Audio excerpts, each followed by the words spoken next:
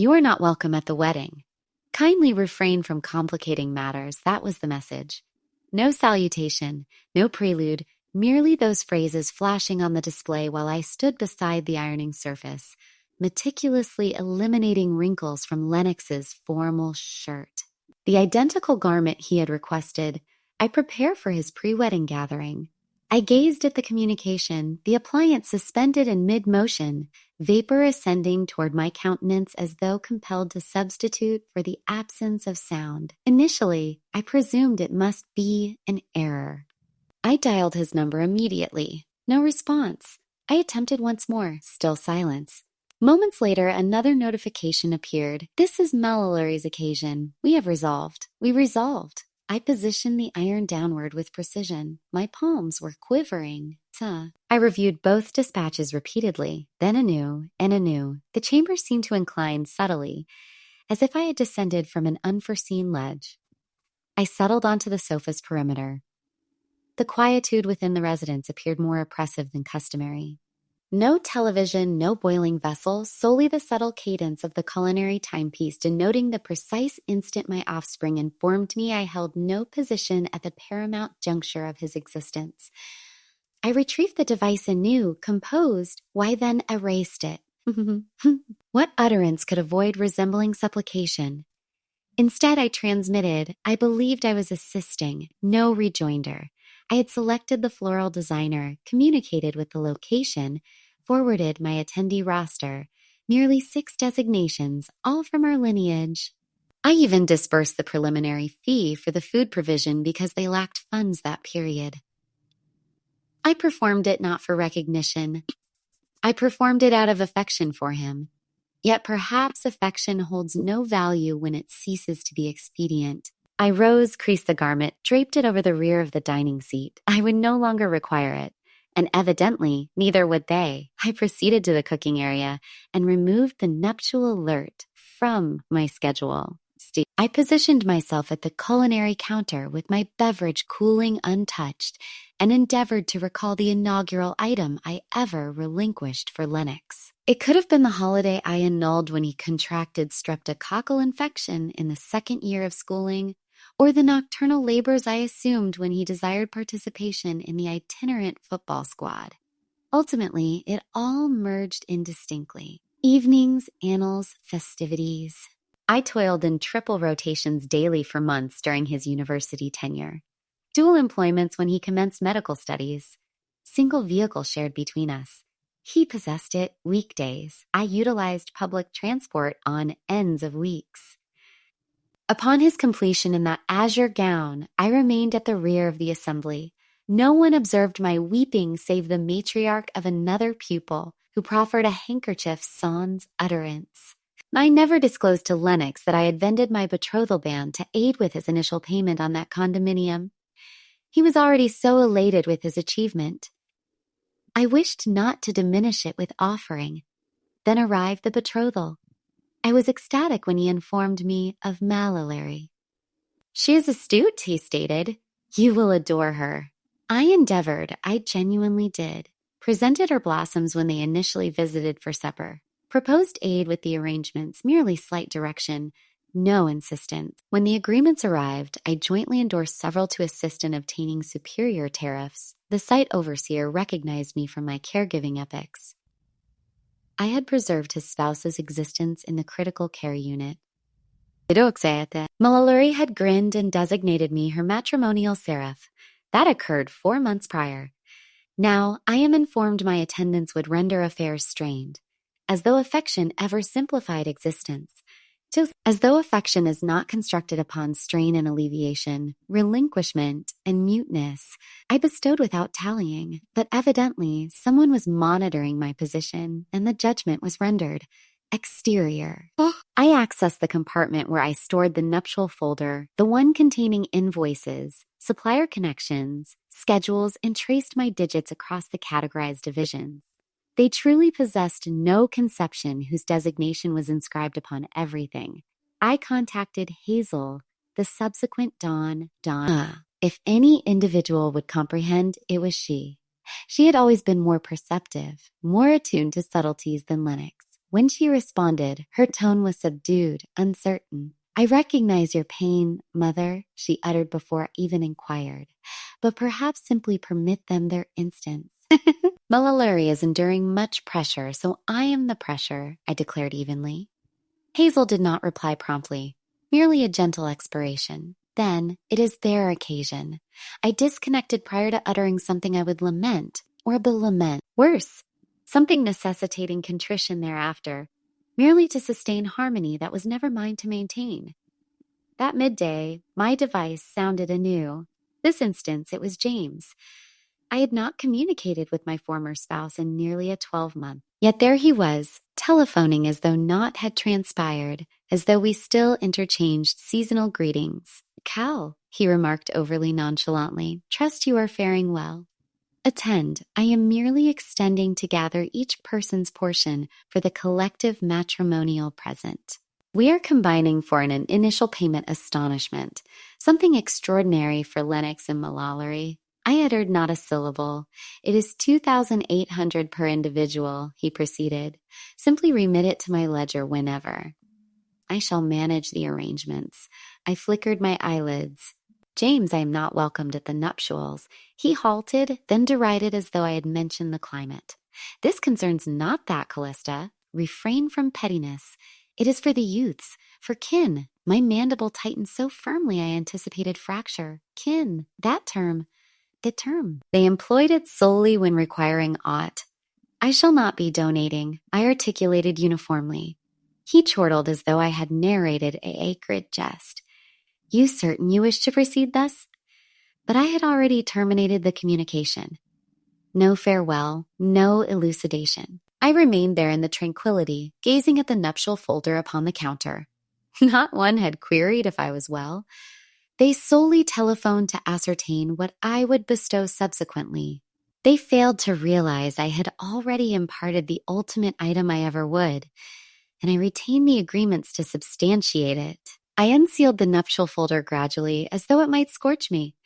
Yet within were all orderly arrays, fasteners, divisions, schedules, everything Malaluri desired timed, verified, assured. And nearly all I discerned as I perused bore one designation at the base.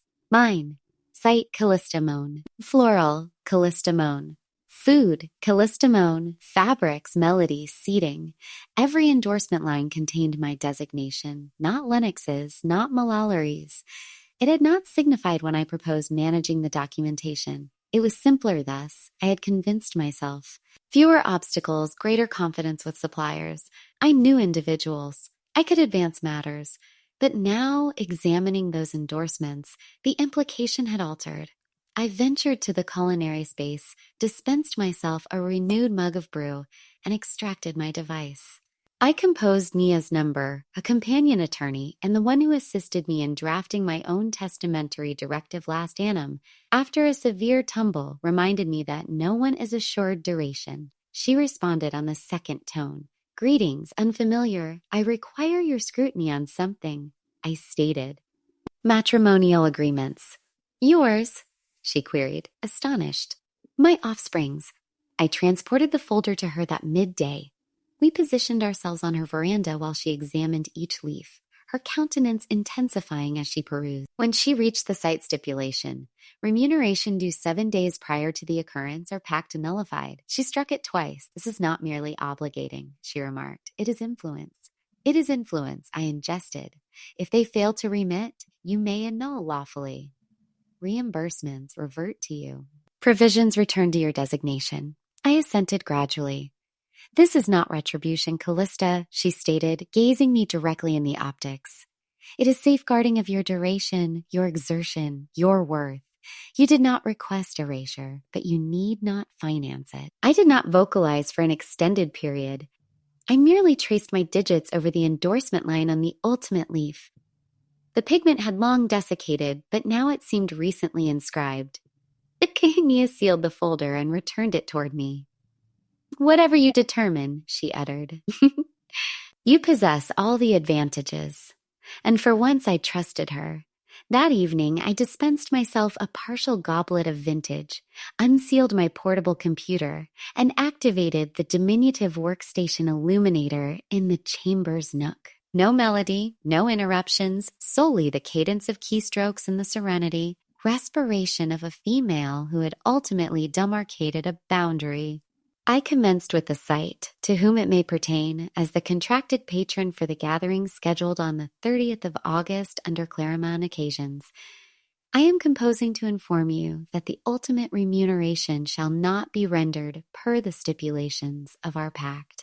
Kindly regard this as formal notification of annulment. Benevolently process the restoration of the preliminary deposit to the commercial ledger on record. Gratitude. I reviewed it twice. No acrimony, merely commerce. Then arrived the floral designer, the food provider, the fabric leases. 4 in total correspondences, each precise, serene, and juridically robust. I duplicated the pertinent provisions from the agreements, emphasized the segments concerning remuneration limits and reimbursement guidelines, and appended them all in portable document format. No space for ambiguity. When I concluded the final one, I reclined in my seat and gazed at the preliminaries aligned on the display. Each a sequence of terms, but collectively they signified something far more resonant. I programmed them all to dispatch at precisely 9 in the morning, 7 days preceding the nuptials, not as an intimidation, not even as an admonition, merely a subdued extraction of myself from the apparatus they presumed would operate sans me. Then I sealed the portable, nudged it tenderly aside, and interlaced my palms in my circumference. There was no quivering this occasion. No lacrimation, merely the gradual stabilization of everything within me. I did not perceive myself as the antagonist. I did not even perceive victorious. I perceived tranquil, as though something had ultimately ceased rotating. Upstairs, in the rear of the wardrobe, my attire for the nuptials still suspended in its synthetic covering. Faint verdant, uncomplicated, selected meticulously to evade overshadowing any. I abandoned it there. The subsequent dawn, I unsealed a fresh navigator tab and entered one term into the inquiry field. Maui. At precisely 9 antemeridian, the correspondences departed my dispatch container sans spectacle. No theatrical harmony, no peal of equity, merely a gentle susurrus, as each was conveyed to the receptacles of individuals who likely believed I remained quietly in their alliance. By midday, the device commenced vibrating. Initially, a vocal message from the site. Mr. Harrison, courteous yet resolute, verifying reception of my annulment. He expressed regret for forfeiting our patronage and anticipated we would contemplate them anew in the future. Then the floral contacted. I did not respond. They pursued with a correspondence, benevolent, bewildered, proposing a rescheduling alternative. I disregarded them all. I owed no one an elucidation henceforth, least of all the individuals who had excised me from their narrative, yet still anticipated me to sustain the framework. I assembled gradually, deliberately. A cotton gown, ambulatory footwear, 2 volumes I had not allocated time to peruse. I coiled my garments rather than creasing them, something Lennox instructed me years prior during our inaugural maternal offspring journey to Chicago. I nearly grinned at the recollection, but the affection dissipated just as swiftly. I positioned the embarkation document in the exterior compartment of my portable luggage. Voyage to Maui, departure Friday dawn. The identical Dawn Mallothery had once timetabled her ultimate inspection at the site, the one I used to be welcomed to. As I fastened the valise sealed, something altered within me. Not indignation, not even sorrow, merely alleviation. No further awaiting invitation. No further feigning that diminishing myself was honorable. The sea extended before me, boundless and unrepentant. The zephyr conveyed sufficient brine to prickle, yet not sufficient to injure. I positioned barefoot in the granules, digits encircled around a heated vessel of brew from the establishment across the thoroughfare. My device vibrated adjacent to me on the cloth, but I did not hasten to inspect it. I already recognized what date it was. Nuptial date. By the time I retrieved it, the display indicated 93 omitted communications. I perused the vocal messages. Mellilori lamenting, Lennox vociferating, my former spouse's tone like a constricted grip. The site had liberated the area. The food provider never materialized. The floral reimbursed the blossoms to my ledger. Someone somewhere had attempted to assemble it all hastily, but I knew it would not succeed. One cannot reconstruct a dwelling the dawn it is intended to be inhabited. The ultimate vocal from Lennox was subdued, not composed, merely fatigued. Mother, please, I comprehend not what transpired. Mellilori is in lacrimation. I comprehend not what to perform. You must return my communication. I nearly pitied him. Nearly. I ingested a gradual draught of brew and observed a lineage further along the shore assisting their offspring construct an asymmetrical granule fortress. The matriarch chuckled as the tiniest one demolished the entirety with one enthusiastic strike. No one admonished. They merely recommenced. That formerly was me, always reconstructing what another toppled. But not this occasion. This occasion, I permitted it to collapse. I replaced the device into my satchel, still vibrating, and directed my countenance toward the luminary. The radiance demanded not from me. It merely heated my epidermis as though I still pertained here in the cosmos in my own instance. I remained on the shore until the zephyr shifted cooler and the lineages began assembling. Then I collected my cloth, dislodged the granules, and commenced ambulating. My device vibrated anew in my satchel, a fresh surge of dispatches arriving. I did not inspect. I already 80 recognized what fractured resonated like, and it no longer concerned me.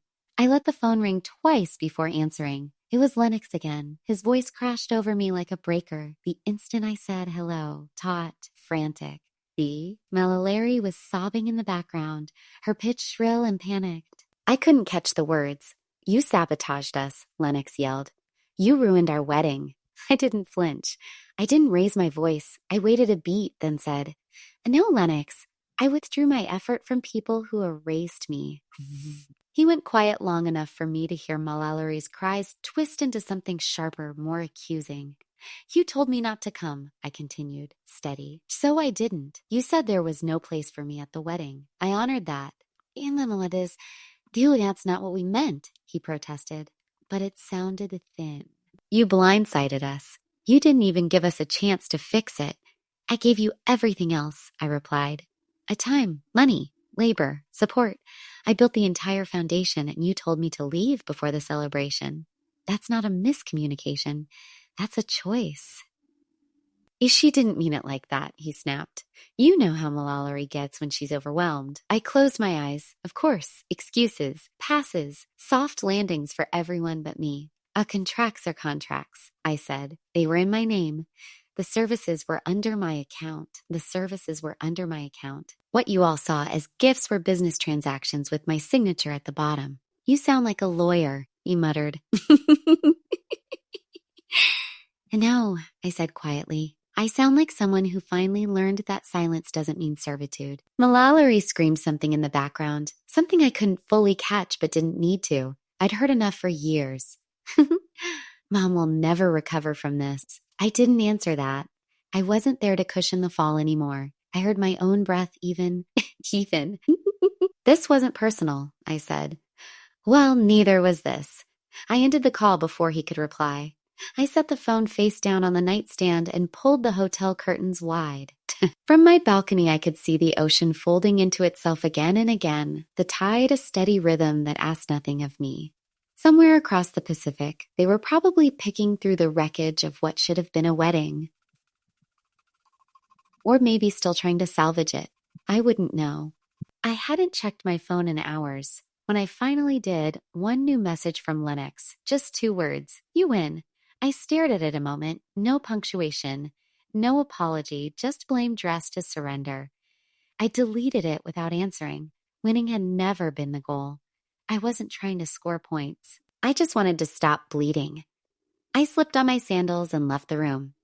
The late afternoon sun was soft, almost golden. I walked until I found a small chapel tucked between 2 palms.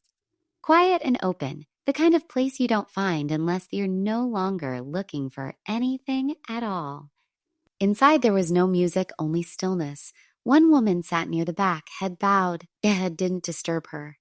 I moved to the front, lit a candle, and stood there a moment. I didn't pray for forgiveness. I didn't even pray for peace.